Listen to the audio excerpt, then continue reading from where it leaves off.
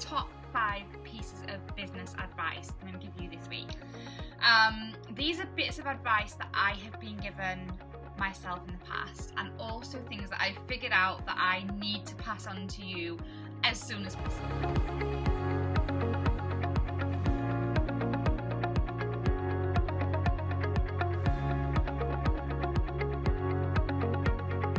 Over the past 7 years in business, there's been times where I've experienced things that have led to pieces of advice being given to me that I wish I'd have known beforehand. And there's also been experiences that have led me to understand that I need to listen more to my feelings, myself, my intuition, and also from other mentors and leaders within the industry already.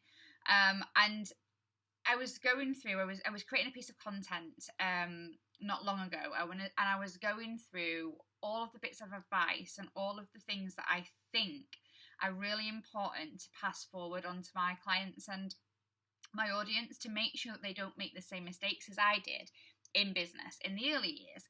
And I got absolutely loads, absolutely like pages full of them. And I went through them and I picked out the 5 top pieces of advice. I think some of them, like I said, are from mentors and leaders in the industry already, and some of them are like what I've been through and what I think is important that you take on board moving forward.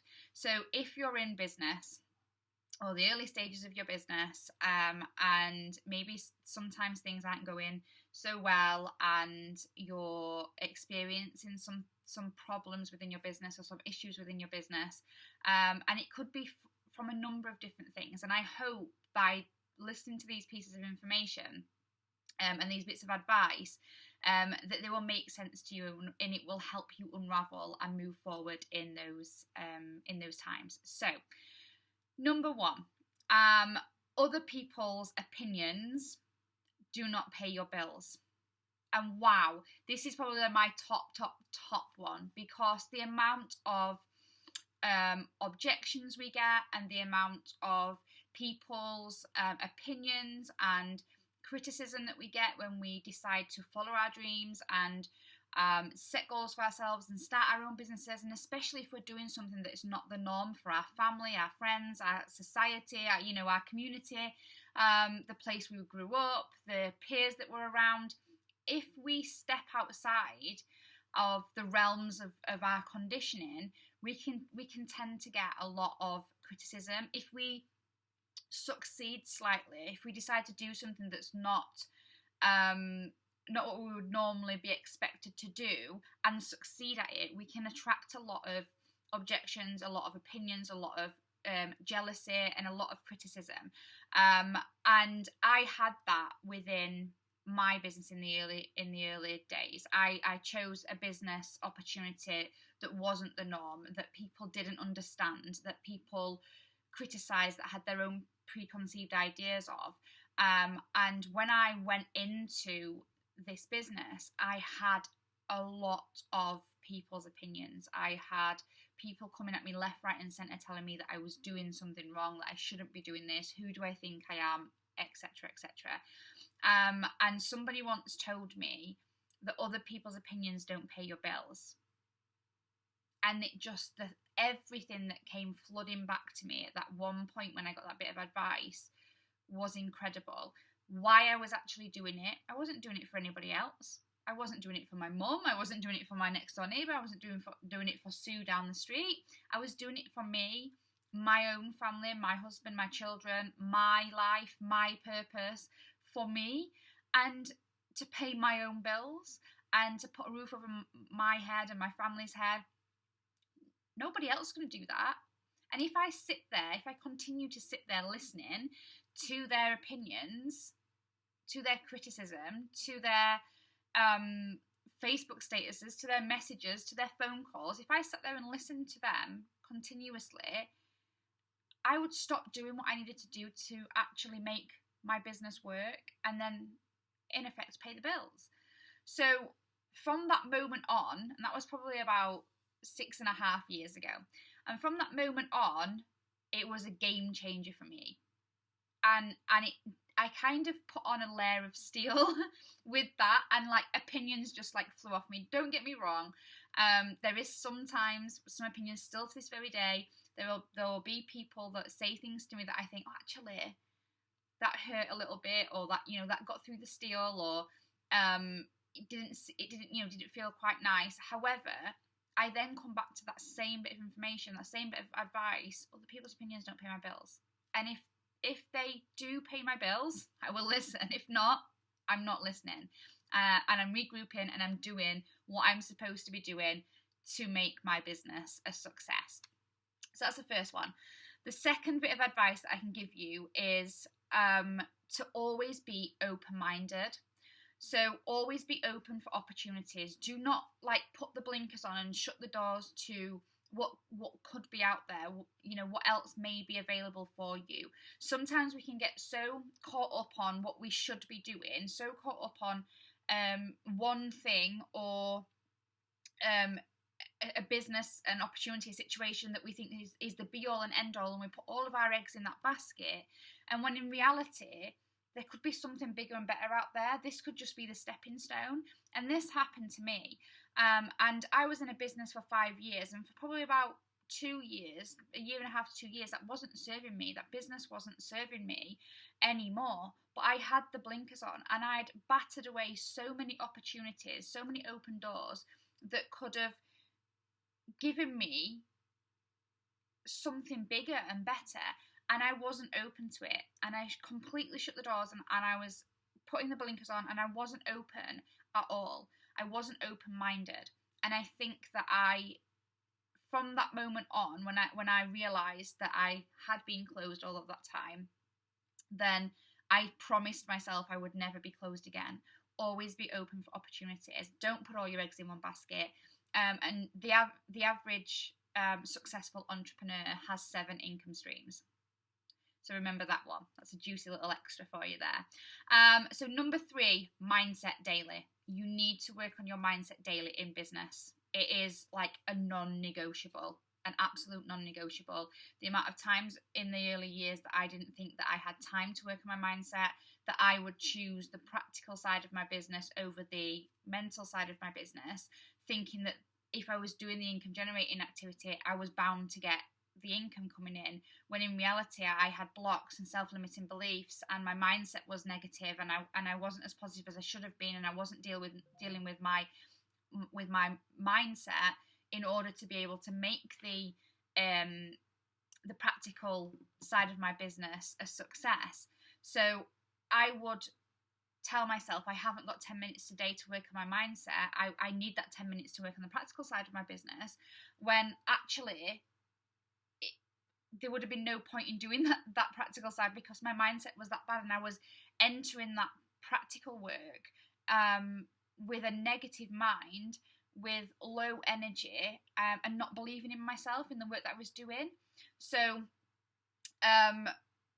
there's a famous quote by Mahatma Gandhi, and he says, and this always resonates with me when I talk about this, about doing mindset daily, and the fact that I never used to make time for it. And Mahatma Gandhi says that he had that much more to do today, that he must meditate for 2 hours instead of 1. And that sticks in my mind like glue. Like, I remember that, and it makes so much sense to me. So the busier he was, and it's the same for me now. Like, the busier I am, and the more complex work I have to do within my business, the more switched on I have to be, the more I have to work on my mindset first. So always work on your mindset. If you can, every single day, if you can, 5 minutes in the morning, 5 minutes at night, or 10 minutes in the morning, 10 minutes at night. But at the very, very least, I would say you need to be working on your mindset for at least 10 to 15 minutes every single day. No matter how you feel, even if you feel on top of the world, still do your mindset work, because this is what happens as well. So this is pure example. I would work on my mindset when I felt negative, when I felt rubbish. Oh my God, I need to sort my mindset out. And then I'd work on it, and I'd feel better, and then I'd stop working on it, I'd forget, and I wouldn't do it. and then all of a sudden I would dip again. So to avoid those dips in your mindset, you need to consistently work on yourself, day in, day out. So number 4, always, always, always follow your passion. Follow your heart. Do what feels good to you. No matter what anybody else says, no matter what anybody else's opinions are, you need to follow your heart and do what is right for you. This is your life. You get one shot at it, one time only. Like, you only live once, and you need to make sure that you live it to the fullest. And the only way that you're going to do that is by doing what you love. And this follows on slightly from the bit of advice about always being open-minded, and the fact that I spent, a couple of years in a business that wasn't serving me anymore, and I was doing that out of loyalty and out of commitment, and at the time I thought they were good things to do that, but when I turned around and looked at myself and really looked at how I felt about my business at that point, it wasn't serving me, it wasn't lighting me up, I wasn't happy. I was just doing it because that's what I thought I had to do to continue to be a loyal person, because that's what I prided myself in, to continue to be committed, because again, I was, committing to myself and to the company and to other people. And I thought I would let people down if I left, but it wasn't serving me. And what happens in that situation is, when you're not serving yourself, you're not happy, and it bleeds out into your family, into your friends, into your circle, into your work, into everything. So you always need to follow your passion. You always need to do what lights you up until it doesn't light you up anymore. As soon as it stops lighting you up, gone, then done. Doesn't mean you can't come back to it if it relights your fire at a later date and in a few years' time. But for that time, you need to stop. You need to stop doing it and go and find something that does light your fire, that does light you up, that you are passionate about.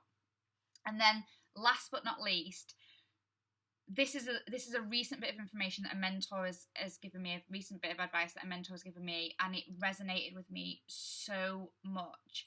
Being a service-based business, working with people, having people reject my services on a, on a regular basis. Like, there's not every single person says yes to working with me. Not every single person is, my ideal client that I have, a discovery call with, and vice versa. I'm not everybody's ideal coach. However, it can, because we're only human, it can allow us somebody's decision that no, for instance, or somebody's decision to not get back to us, to ghost us, to say no to our services, products as well. If you're in a product-based business, for somebody to say no to us, it can be quite a personal. We can take it as a personal attack, and we can feel quite disheartened with it.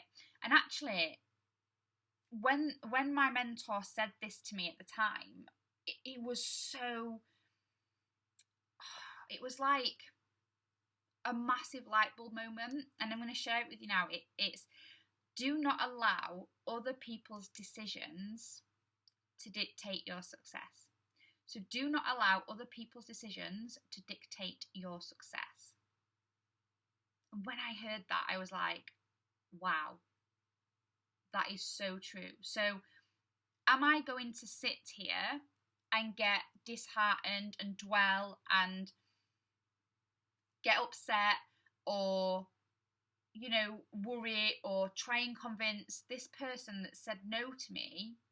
Or am I going to just get back on the horse and go back out there and do what I do best and serve people and help people and do what I need to do to make my business a success? Or do I sit here dwelling on that bit of information, dwelling on that no, turning it into a full-blown rejection moment? No, we don't do that. We do not allow other people's decisions to dictate our success. One of the best bits of advice I've been given. So I'm passing that on for sure. So in your business, if you can live by those 5, I mean, I've got so many more, but if you can live by those 5 for now, I think you'll do well. I think they'll serve you really well. So just to recap, number 1, other people's opinions do not pay your bills. Number 2, always be open-minded and do not put all your eggs into one basket. Number 3, mindset work every single day, non-negotiable. Number 4, always follow your passion. Do what makes your heart sing and lights you up. And number 5, do not allow other people's decisions to dictate your success. For more bits of advice I'm sure that I will be sharing with you on this channel, please subscribe, like the video, comment any of your own below. I would love to know if you've got any bits of advice. I love to take them on all the time. No matter how long you've been in business, it's always, it's always nice to be able to hear a new bit of advice, and other people's stories and how they've overcome certain experiences and issues within their business. So share below.